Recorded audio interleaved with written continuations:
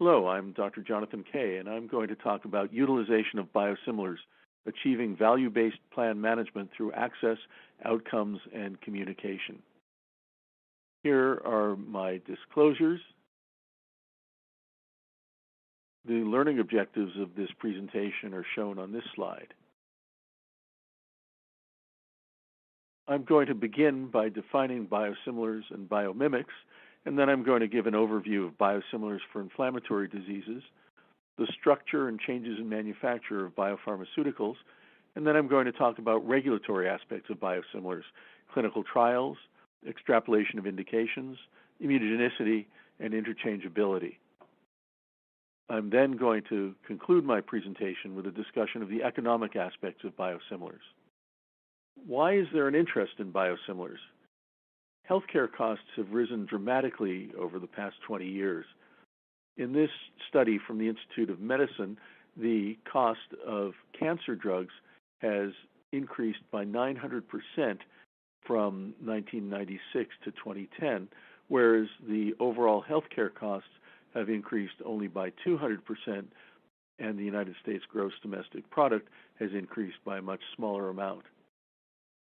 The top 10 Medicare drugs are mostly biopharmaceuticals, and infliximab and rituximab are among the top 3 Medicare drugs in terms of expenditure, with costs ranging from $7 to $9 million per year. The global spending on biologics continues to increase. Biologics continue to outpace overall pharmaceutical drug spending growth. In this 2014 study, biopharmaceuticals were expected to represent about 20% of the global market value. Patient access to biologic therapies, therefore, is a concern because of their high cost and inaccessibility to many. The regulatory definition of biosimilarity proposed by the United States Congress in the Affordable Care Act of 2010 is as follows. The biologic product is highly similar to the reference product, notwithstanding minor differences in clinically inactive components, and there are no clinically meaningful differences between the biologic product and the reference product in terms of the safety, purity, and potency of the product. A similar definition has been put forth by the European Medicines Agency. My definition of a biosimilar, based upon reading the literature and regulatory documents from around the world, is as follows. A biosimilar is a legitimate copy of a biopharmaceutical that no longer is protected by patent, which has undergone rigorous analytical and clinical assessment in comparison to its reference product and has been approved by a regulatory agency according to a specific pathway for biosimilar evaluation. Even if the biosimilar candidate has undergone rigorous analytical and clinical assessment, if it has not been reviewed and approved by a regulatory agency in a highly regulated area according to a specific biosimilar pathway, it is not a biosimilar. This slide depicts the current state of the biosimilar market as of the end of September 2018. In the European Union, there were 46 approved biosimilars. In the United States, there were 12 approved biosimilars. In Canada, 7. In Australia, 21. In Japan, 14. And in South Korea, 12. In the United States, of the 12 approved biosimilars, 6 were TNF inhibitors. 1 was an erythropoiesis-stimulating agent, epoetin alpha. 2 were granulocyte colony stimulating factors, filgrastim, and another was the pegfilgrastim, and 1 each were trastuzumab and bevacizumab, monoclonal antibodies used to treat malignancies. This slide depicts the timeline of approval of biosimilars for inflammatory diseases by both the European Medicines Agency and the Food and Drug Administration. In 2012, Celltrion's infliximab biosimilar CTP13 was approved in South Korea. The following year, in 2013, the EMA recommended approval and the European Commission approved CTP13 as Inflectra and Remsima for the treatment of all of the diseases for which reference infliximab Remicade had been approved. In 2016, 3 biosimilar TNF inhibitors were approved in the United States by the Food and Drug Administration, and 2 additional TNF inhibitors were approved in the European Union. There were infliximabs in the United States, Celltrion CTP13 infliximab biosimilar, and Samsung Bioepis' infliximab Flixabi was approved in the European Union. In the United States, Sandoz's etanercept biosimilar Erelzi was approved, and Samsung Bioepis' Benepali was approved in the European Union. Also, Amgen's adalimumab biosimilar Angivita was approved in the United States. In the following year, 2013, 3 more biosimilars were approved in the United States, and 5 more were approved in the European Union, including 2 rituximab biosimilars. In 2018, 3 more biosimilars were approved in the European Union, 2 adalimumab biosimilars, and another infliximab biosimilar, Zesli. I had mentioned that biosimilars have to be reviewed and approved by a regulatory agency in a highly regulated area in order to be a biosimilar. If not, these purported biosimilars or intended copies are biomimics, and these are replicas of a biopharmaceutical that is not developed, assessed, or approved according to a regulatory guideline for biosimilars. Similarity has not been demonstrated by a stepwise and comprehensive comparability exercise. Biomimics may have differences in primary structure from the biooriginator, whereas a biosimilar is required to have the same amino acid sequence as its reference product. Biomimics may differ from the biooriginator in all the ways that a biosimilar cannot, such as formulation, dose or dosing regimen, efficacy, safety, and immunogenicity, each of which may result in clinically significant differences. This slide shows the marketed biomimics that are based on biologic agents used to treat inflammatory diseases. There are 3 rituximab biomimics and also 3 etanercept biomimics, of which 4 produced by Shanghai CP Guojian Pharmaceutical Company are the same drug marketed under different names in different countries. The goals of developing a new biopharmaceutical and those of developing a biosimilar are different. The goal of developing a new biopharmaceutical is to meet an unmet need.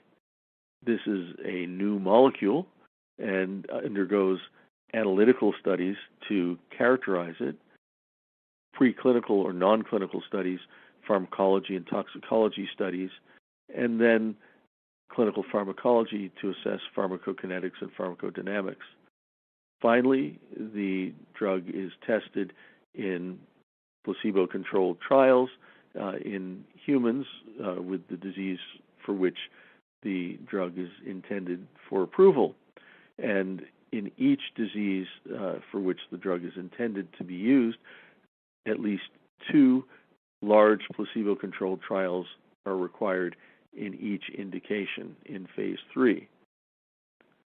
A biosimilar, on the other hand, is developed in comparison to an already approved biopharmaceutical.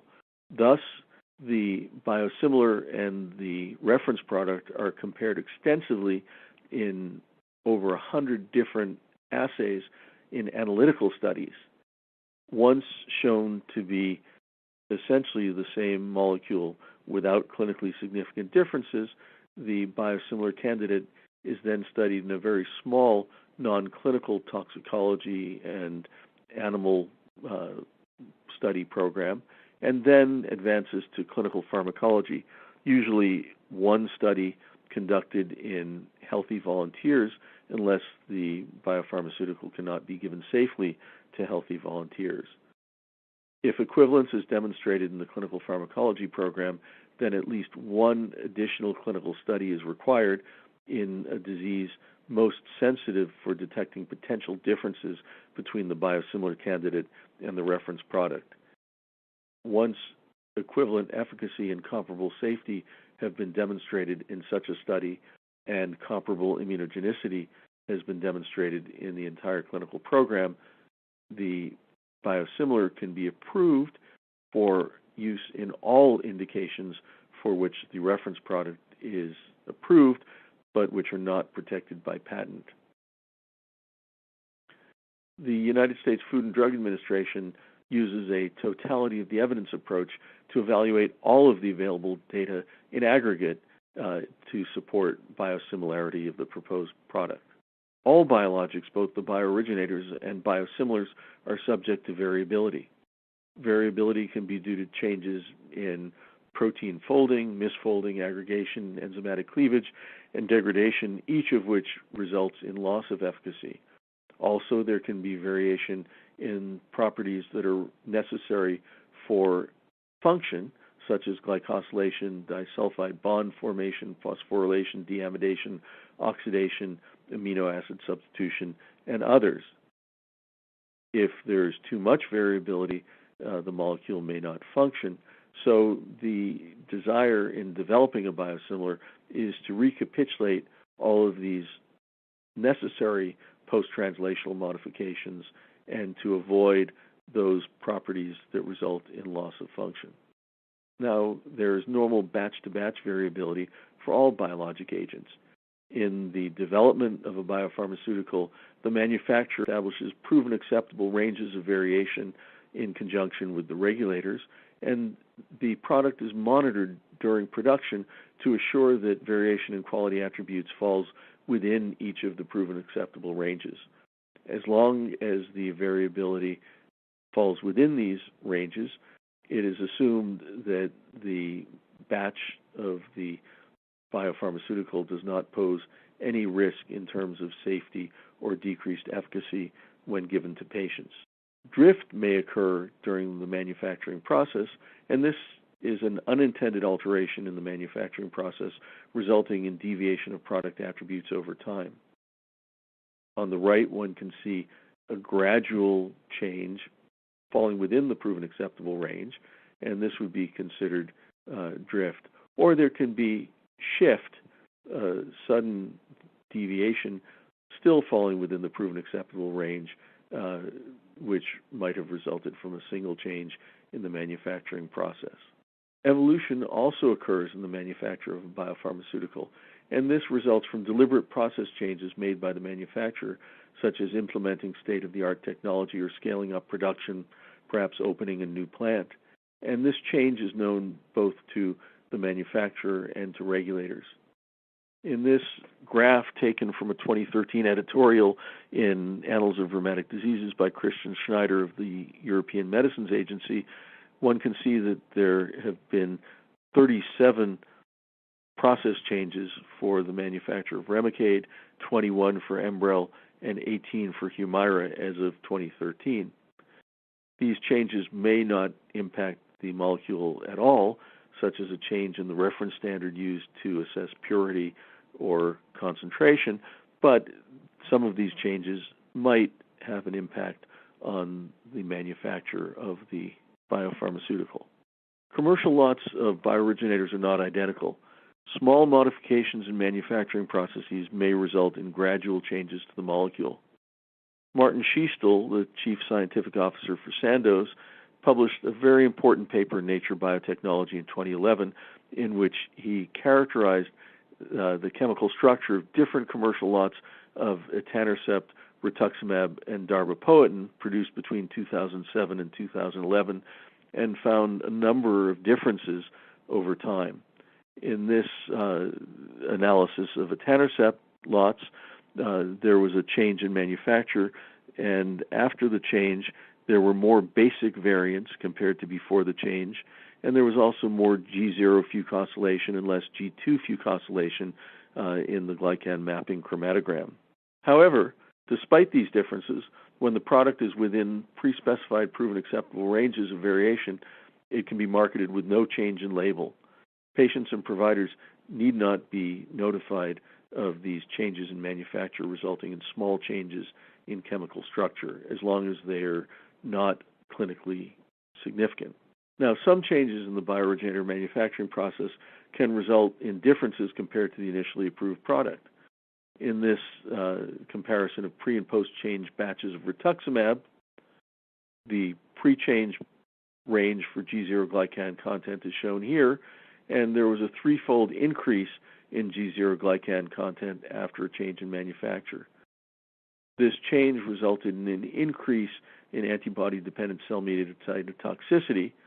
However, this change did not require notification of patients or providers. The goal for development of a biosimilar is to develop a product that is highly similar to its reference product, and the exercise to claim biosimilarity must demonstrate equivalence within pre-specified margins.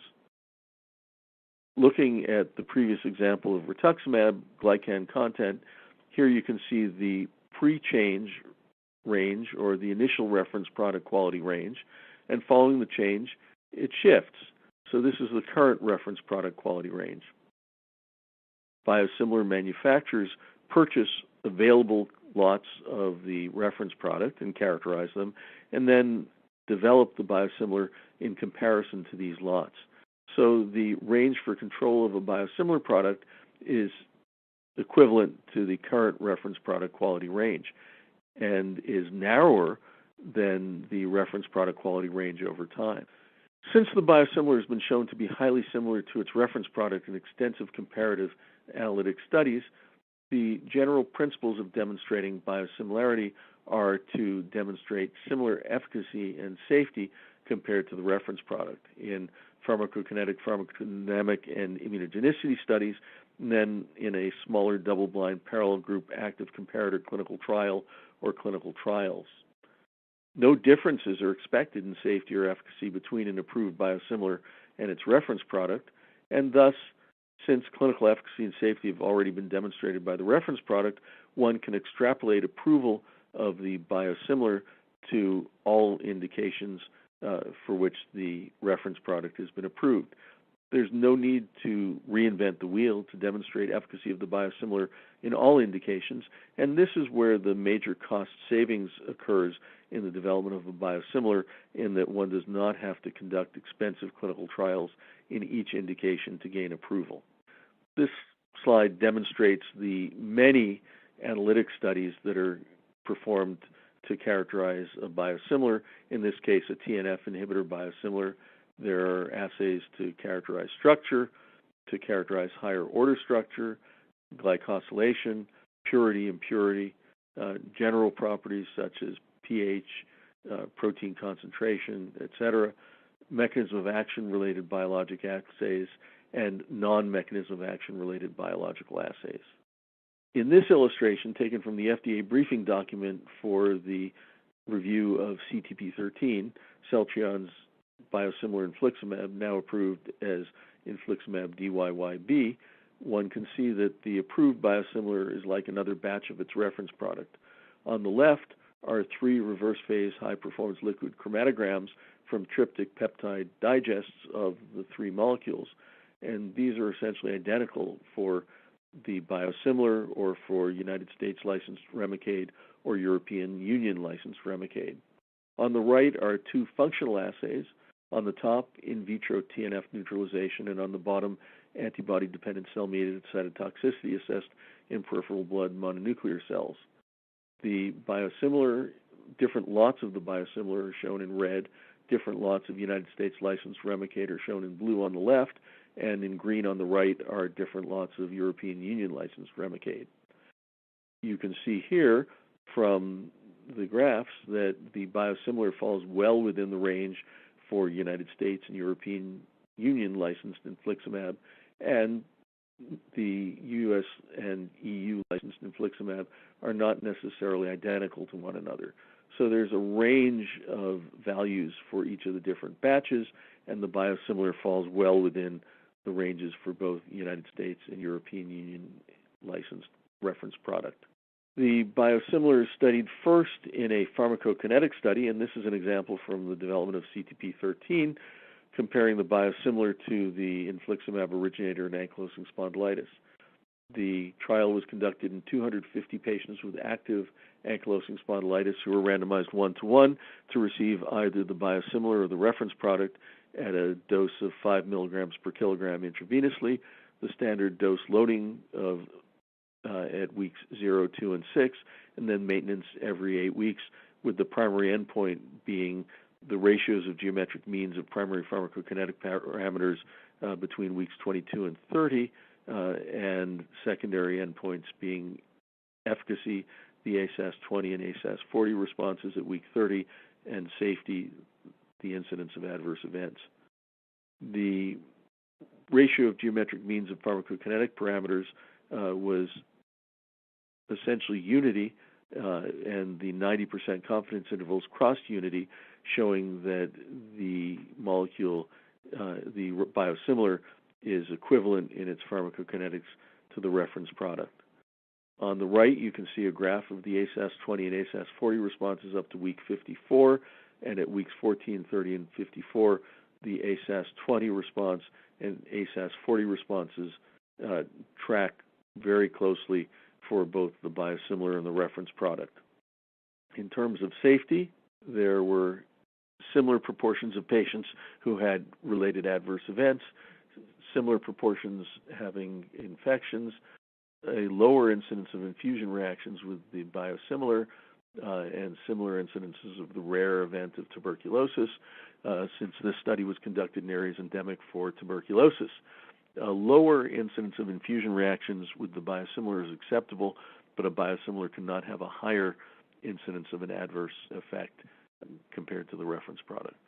The phase 3 double-blind randomized controlled trial comparing the biosimilar infliximab DYYB to the reference product was conducted in rheumatoid arthritis, where the biosimilar was administered in conjunction with low-dose weekly methotrexate. In this study, 606 patients with active rheumatoid arthritis, despite previous disease-modifying antirheumatic drugs, were randomized 1-to-1 to receive either CTP13 or the reference product Remicade at a dose of 3 milligrams per kilogram intravenously, in addition to low-dose weekly methotrexate and folic acid. The standard dose loading at weeks 0, 2, and 6 was conducted, and then maintenance was carried out every 8 weeks up to week 30. And the proportion of patients achieving the ACR20 response at week 30 was the primary endpoint, with an equivalence margin of plus or minus 15%, derived from a meta-analysis of the randomized placebo-controlled trials of the originator infliximab and an epsilon of 0.5, preserving 50% of the therapeutic effect of the drug. You can see on the right that the ACR20, ACR50, and ACR70 all track closely between weeks 14 and 54, and at week 30 they were equivalent for the ACR20. The incidence of related adverse events was similar between the two, similar incidence of infections, a slightly lower incidence of infusion reactions for the biosimilar. There were 3 cases of tuberculosis for the biosimilar, none for the reference product, but this study was not powered to detect significant differences in that rare event between the two groups. Now, this study looked at 3 time points: week 14, week 30, and then in the extension at week 54, all of which are on the plateau phase of the time response curve. Now, in this theoretical diagram, you see 3 different pharmacodynamic response curves over time. Here are the 14 and 30-week time points, and the 3 drugs look to track closely together. However, during the steep phase of the time response curve, they're different. The dotted line seems to be different from the dashed or solid line, indicating that the dotted line may represent a different pharmacodynamic response compared to the other 2. So the assessment of the response to therapy during the early time points allows comparison of rapidity of onset and affords greater sensitivity to detect potential differences in efficacy between study drugs compared to just looking at the plateau phase. Now, in this phase 3 double-blind randomized controlled trial of Samsung Bioepis' etanercept biosimilar SB4 compared to the reference product in rheumatoid arthritis, early time points were assessed. In the graph at the top right of the slide, you can see that the ACR20, 50, and 70 responses tracked closely together through all of the early time points and onto the plateau phase of the time response curve. In this study, which assessed the ACR20 at week 24 as the primary endpoint with an equivalence margin of plus or minus 15%, the study was powered similarly to the study of CTP13, So around 600 patients, in this case 596 patients, with active rheumatoid arthritis despite methotrexate were randomized 1-to-1 to receive either the biosimilar or the reference product subcutaneously weekly, in addition to low-dose weekly methotrexate and folic acid for up to 52 weeks. Secondary endpoints included ACR 50 and 70, ACR-N, area under the curve of the change in the DAS28 and EULAR responses, as well as incidence of adverse events and serious adverse events. In addition to demonstrating equivalence of the ACR 20 response at week 24, the ACR 20, 50, and 70 responses tracked closely together at all of the time points, both during the early steep phase of the time response curve and during the plateau phase. There were similar proportions of patients having related treatment emergent adverse events, as well as no cases of tuberculosis. There was a lower prevalence of injection site reactions with the biosimilar compared to the reference product, and this difference is acceptable since the biosimilar may have a better safety profile than the reference product and still be approved as a biosimilar. Although greater immunogenicity of a proposed biosimilar compared to its reference product would question biosimilarity, the lower immunogenicity of the proposed biosimilar does not preclude biosimilarity. In the Affordable Care Act, the Biologics Price Competition and Innovation Act of 2009 is Section 7002 and established the approval pathway for biosimilar biological products. In this act, the United States Congress decided that a biosimilar could be approved as being interchangeable with its reference product, which means that the biological product may be substituted for the reference product without the intervention of the healthcare provider who prescribed the reference product. This possibility has caused consternation among many providers who are concerned that pharmacists may give patients a different drug than the one intended by the prescription. Now, I'd like to clarify some definitions. In the American College of Rheumatology white paper on biosimilars, we defined it changing as an intentional therapeutic alteration that is initiated by a healthcare provider in partnership with the patient. This is often made for economic reasons, since the biosimilar usually costs less than its reference product, so-called non-medical changing. It also may be made for medical reasons when a patient is not responding adequately to a drug other than the reference product, and the biosimilar is chosen because of its lower cost. Switching, on the other hand, is a term used in the Biologics Price Competition and Innovation Act of 2009 when referring to transitioning to or from a biosimilar that has been designated as interchangeable. However, no biosimilar has yet been designated as interchangeable in the United States. Thus, what we would carry out is changing and not switching. The United States Food and Drug Administration issued draft guidance on the demonstration of interchangeability of a biosimilar with its reference product in January 2017. In that draft guidance document, they outlined that they would look at post-marketing data and data from a prospective controlled switching study or studies, the design of which consists of a lead-in period of treatment with the reference product followed by a randomized two-arm period comparing a switching arm to a non-switching arm with at least 3 switches, each crossing over to the alternative product. Importantly, they require primary endpoints to be pharmacokinetic endpoints, since these are much more sensitive to detecting potential differences between a reference product and its biosimilar. These include the maximum concentration, the time to the maximum concentration, the trough concentration, and the area under the curve tau. Secondary endpoints can include and should include safety endpoints, immunogenicity, and efficacy. The draft guidance indicates that a United States licensed reference product should be used as a comparator. However, the Food and Drug Administration may be a bit lenient on that point, as long as a bridging study has been performed comparing the comparator to a U.S. licensed reference product. Final guidance on this topic has not yet been released. This slide depicts the study design comparing biooriginators and biosimilars.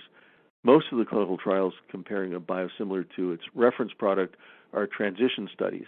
In the double-blind phase, the biosimilar is compared to the reference product, and then patients treated with the reference product are transitioned to the biosimilar for an open label extension to gain more safety data about the biosimilar.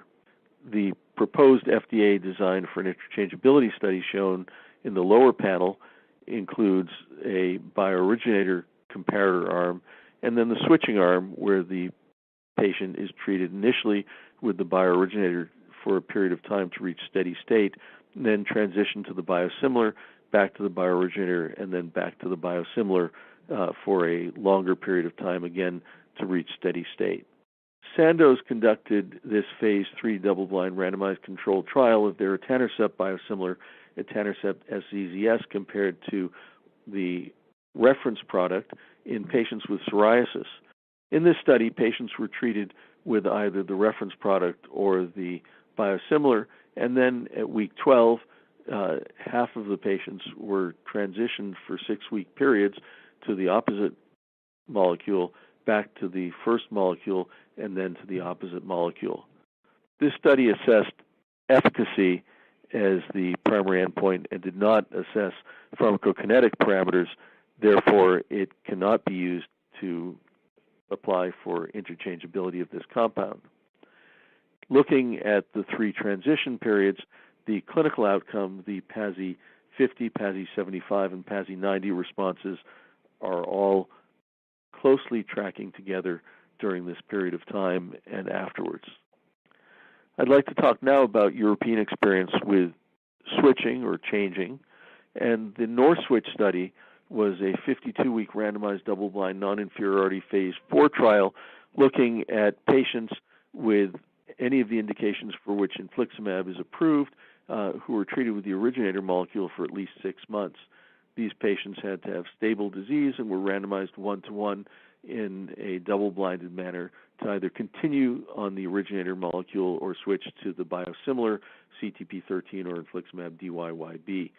The primary endpoint was disease worsening at week 52 or during that period, and this was defined as a worsening in disease-specific composite measures and or a consensus between the patient and the investigator that disease had worsened requiring a major change in treatment. At the 52-week endpoint, patients who completed that portion of the study were then either continued on the biosimilar or switched from the originator to the biosimilar for an additional 26 weeks of follow-up. The non-inferiority margin for this study was 15%, derived from the Planetra study of the biosimilar, and in which the equivalence margin was plus or minus 15%. Now, this non-inferiority margin applies to rheumatoid arthritis, but is clinically irrelevant to each of the other 5 diseases. However, this was the design of this study, and the study met its primary endpoint for all of the diseases combined. There were exploratory subgroup analyses for disease worsening within each of the 6 diagnoses, and the results are shown here on the following slide. In this forest plot of risk difference according to disease, the overall combined group of the 404 patients showed non-inferiority where the risk difference did not reach the non-inferiority margin of 15%. However, except for spondyloarthritis, all of the other individual disease entities crossed that non-inferiority margin, but the study was not powered to look at individual diseases. So this was a positive study showing non-inferiority of changing between the reference product and the biosimilar compared to continuation of the reference product. The serum trough concentrations and anti-drug antibodies throughout the study were comparable for the 2 groups, as were treatment emergent adverse events in the safety population with and without switching. In Denmark, the government required that all patients treated with infliximab be switched from the originator to the biosimilar because of cost. The Danish Biologics Registry recorded disease activity 3 months before and after the switch in 802 patients with rheumatoid arthritis, psoriatic arthritis, or axial spondyloarthritis. What they found was that the change in the disease activity for rheumatoid arthritis, psoriatic arthritis, and axial spondyloarthritis was not significantly different comparing pre-switch to switch and switch to post-switch. The adjusted absolute one-year retention rates were similar between the two groups, 83.4% for those transitioned to the biosimilar, 86.8% for the historical infliximab originator cohort, although these were statistically significantly different with a p-value of 0.3. The numbers are quite close and clinically not significant. Although these numbers were statistically significantly different with a p-value of 0.03, these proportions are close enough together that they are not clinically different.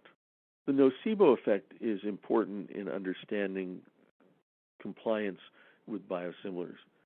Nocebo means I will harm in Latin, just as placebo means I will please. Nocebo effect refers to the symptoms and or physiologic changes that follow administration of an inert chemically inactive substance that a patient believes to be an active drug. This refers to distressing symptoms that accompany placebo administration in about 1/4 of patients. It may also account for side effects experienced by patients taking an active drug. This misattribution of bodily symptoms to a drug is more likely to occur in patients who expect to experience distressing side effects, patients who've experienced side effects to other drugs in the past, patients with anxiety, depression, and somatization, and patients with erroneous information and misunderstandings about a drug. The nocebo effect can be addressed by educating patients, avoiding imparting negative expectations about a drug, open collaborative discussion, reassurance, and encouragement of the patient that they're going to tolerate the drug that's being prescribed. Lieke Twijhuis and colleagues in Nijmegen in the Netherlands conducted a very interesting study of biosimilar discontinuation due to subjective outcomes, the BioSwitch study. In this multi-center prospective cohort study of 192 patients with rheumatoid arthritis, psoriatic arthritis, and ankylosing spondylitis who switched from infliximab to the biosimilar, patients were informed by a brief letter followed by a phone call. They were sent a letter saying that they were being switched, and they were telephoned to remind them that this was happening. In this study, the observed discontinuation rate within 6 months of the switch was 24%, which is about the proportion of patients who would be expected to experience a nocebo effect when given an inert substance. There was no change in disease activity, the DAS28-CRP score from baseline to 6 months, and a very slight increase in the Bath Ankylosing Spondylitis Disease Activity Index score from baseline to 6 months, but not one that would indicate a need to change treatment. The increases in the DAS28 were due to the subjective components of that disease activity index, the tender joint count and the patient global disease activity, but not to changes in objective measures, the swollen joint count or the acute phase reactant C-reactive protein. This suggests that the increases in perceived disease activity might have been due to the nocebo effect. Now, to take this one step further, the same investigators conducted another study in which they instituted an intervention. In the Biospan study, they studied persistence and the role of attribution and nocebo effect in 625 patients with the same diseases, rheumatoid arthritis, psoriatic arthritis, and axial spondyloarthritis, who agreed to an open-label, non-mandatory transition from a etanercept originator to the biosimilar SB4 with a structured communication strategy. All patients were informed that lower costs and fewer injection site reactions were the reason for transitioning. Rheumatology nursing and pharmacy staff were trained on how to counsel patients about biosimilars and how to discuss possible nocebo response with a standard script. The weakness of this study is that there was no parallel group with a sham education process. The investigators compared the 625 patients to a historical cohort of 600 patients treated with a etanercept originator, and because of the large number of patients enrolled in the study, 2/3 of the patients were included in both the historical and the transition cohort. The primary outcome was the adjusted hazard ratio between SB4 discontinuation and the transition cohort, and discontinuation of etanercept originator in the historical cohort. This was 1.57, and the 95% confidence intervals did not cross unity, so this was statistically significant. However, the crude 6-month etanercept originator retention rate in the historical cohort was 92%, and that of SB4 in the transition cohort was 90%, numbers that are very close to one another and not clinically significantly different.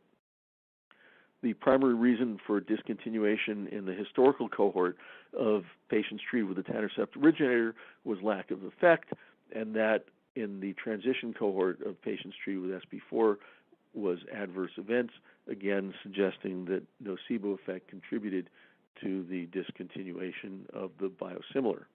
Legislation on biologics and biosimilar substitution has been enacted in all but 4 of the 50 United States and in Puerto Rico. Any biologic product under consideration for substitution must first be approved as being interchangeable by the United States Food and Drug Administration, and to date, no biosimilar has been so approved. If approved as interchangeable, a prescriber would be able to prevent substitution by stating dispense as written or brand medically necessary, as we currently do with generic small molecules. There's a requirement for notification where the pharmacy must communicate with the prescriber about any allowable substitution that's been made, and the patient must be notified that a substitution or switch has been made. In some states, patients would be required to provide informed consent before any such switch is made. The pharmacist and prescriber must retain records of all substituted biologic medications, and the state must maintain a public or web-based list of permissible interchangeable products. In some states, the pharmacist is required to explain cost or price of the reference biologic and interchangeable biosimilar to the patient, and in some states, pharmacists are granted immunity if they make a substitution in compliance with state law. In order to distinguish biosimilars from reference products and allow tracking for pharmacovigilance, there needs to be specific nomenclature to clearly identify biologic products. All biologic products, both reference products or biooriginators and biosimilars, will have a non-proprietary name that includes a unique suffix composed of 4 lowercase letters that is devoid of meaning. An example shown here for products sharing the core name infliximab, proper names will be infliximab HJMT for Remicade, infliximab DYYB for Inflectra, infliximab ABDA for Renflexis, and infliximab QBTX for Ixifi, Pfizer's biosimilar infliximab, which is not being marketed. This naming convention is applicable to both previously licensed and newly licensed biologic products, so all biologics, the originators, are going to have new 4-letter suffixes that are appended to the international non-proprietary name. The justification for biosimilars is that the potential risk to the individual of switching to a lower-cost biosimilar should be outweighed by the potential benefit to society of expanding access to care for all. The availability of biosimilars should decrease the cost of treating patients. Lower-priced biosimilars introduce market competition and already have provoked discounts and rebates for the biooriginators. Multiple biosimilars of the same reference product should drive price down. Biosimilars should be more readily available to patients for whom the biooriginator had been inaccessible, and thus greater global access to effective biopharmaceuticals should reduce disability, morbidity, and mortality associated with inflammatory diseases. In this study by the RAND Corporation, the estimated cost savings by biologic class are predominantly derived from sales of anti-TNF products. This slide illustrates the effect of the introduction of biosimilars in the European Economic Area on anti-TNF volume. In 2014, biosimilar infliximab was introduced into the European Union, and subsequently biosimilar etanercept became available. In blue, you can see the small proportion of patients who were treated with biosimilars.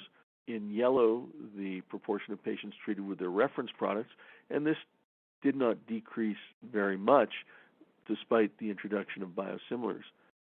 Most impressively, in red, the market share of those biooriginators for which no biosimilar is available increased with the introduction of biosimilars.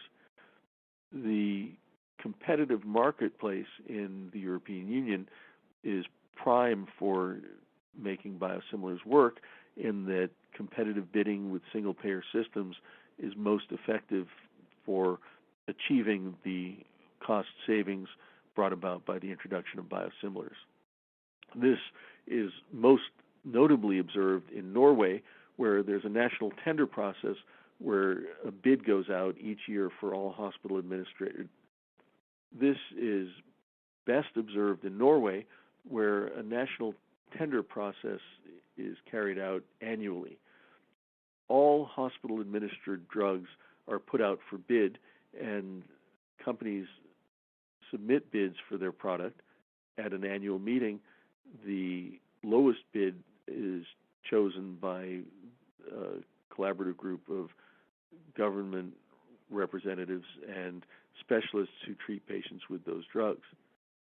In 2014, the bid for Remsima, Celltrion's biosimilar infliximab, came in at 39% lower than that for the reference product Remicade, and that became the biosimilar that was used for all new starts in Norway that year. In 2015, the price reduction for Remsima compared to Remicade was 69%, yielding further savings. In March of 2015, the use of the biosimilar infliximab surpassed that of the reference product, and the use of the reference product decreased as the use of the biosimilar increased. In the United States, small molecule generic drugs are usually priced at least 40% lower than the reference product and are able to gain at least 75% market share. When filgrastim SNDZ, Sandoz's biosimilar of Neupogen, was introduced, it was introduced at a 15% price discount and obtained about a 10% market share. For the infliximab DYYB biosimilar, when it was introduced at a 15% discount, it achieved about a 2% market share. When Merck introduced Samsung Bioepis' biosimilar infliximab ABDA at a 35% discount, it achieved perhaps a 1% market share, but those numbers have not been clearly stated in publicly available information. In the Wall Street Journal on September 22, 2017, this figure was published. Looking at the first two quarters of 2017, sales of Inflectra, the biosimilar infliximab marketed by Pfizer, amounted to $40 million, whereas the sales of the reference product Remicade amounted to $2.24 billion. Clearly a huge difference, despite Inflectra being priced 15% lower list price than Remicade. The average selling price, however, reflects the list price of the drug, taking into account discounts and rebates. And here you can see that during the first two quarters of 2017, the average selling price of the biosimilar Inflectra was actually about $200 per 100 milligram vial higher than that of the reference product. However, by the third quarter of 2017, the average selling price of the biosimilar was lower than that of the reference product and continued to decrease. With the introduction of a third infliximab, a second infliximab biosimilar, Renflexis, in the second quarter of 2018, it had a similar price to that of Inflectra, but the Inflectra price decreased further in response to the introduction of biosimilar competition. So why has the uptake of biosimilars in the United States been limited? The regulatory process is relatively slow. There's been patent litigation and preemptive competition by biooriginator companies where the reference drug manufacturer sues the biosimilar manufacturer to prevent marketing of the biosimilar.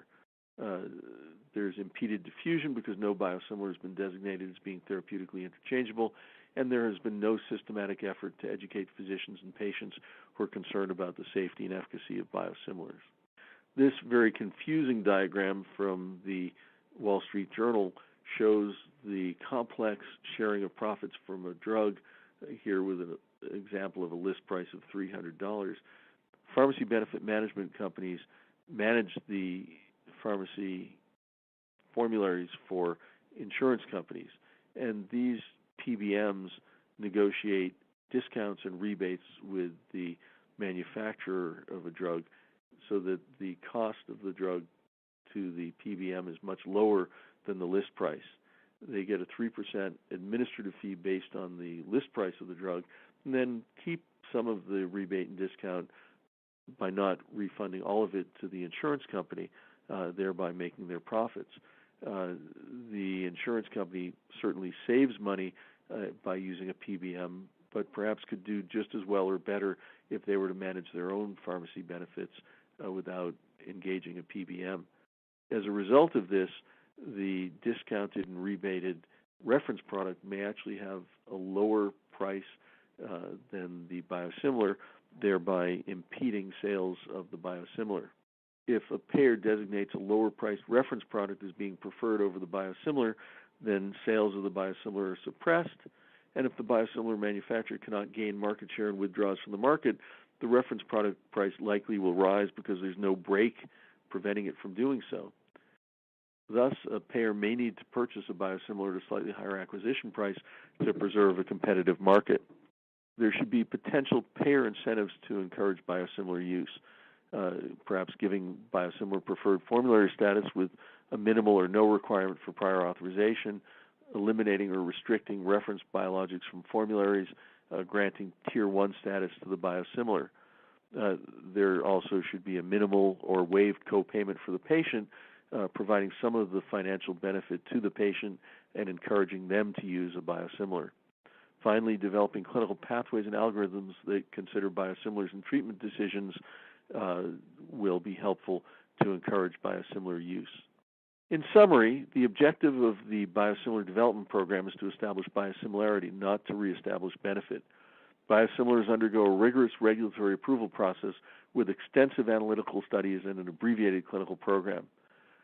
A stepwise and comprehensive comparative approach to demonstrating biosimilarity is designed to reduce residual uncertainty based on a totality of the evidence approach to evaluating the data. Biosimilars are highly similar to their reference products, like another batch of the Biooriginator. A biosimilar approved according to a regulatory pathway for biosimilars should be as effective and safe as its reference product. The availability of biosimilars introduces market competition that drives down the cost of biopharmaceuticals. Even if the biosimilar price is higher than that of the reference product, the market competition has effectively driven down the cost of the Biooriginator. In conclusion, it is safe, effective, and cost-effective in most countries, although perhaps not in the United States, to switch to a biosimilar.